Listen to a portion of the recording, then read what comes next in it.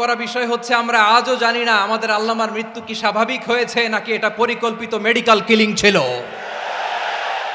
এই রিপোর্ট গণমানুষের কাছে প্রচার করে জানাতে হবে। এই দাবির সাথে কি সবাই আপনারা একমত? কারা কারা একমত হাত তুলে দেখান।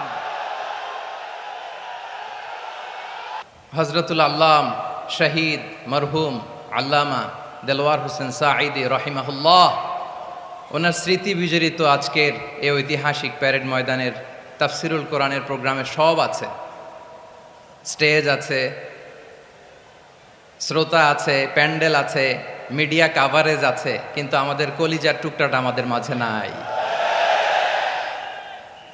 আজকের এই প্রোগ্রামে আলোচক হয়ে এই চেয়ারে আমি না বসে ওই শ্রোতাদের কাতারে বসে যদি আমাদের আল্লামার নুরানি চেহারার দিকে তাকিয়ে ওয়াজ শুনতে পারতাম, আমাদের হৃদয়টা ঠান্ডা হয়ে যেত।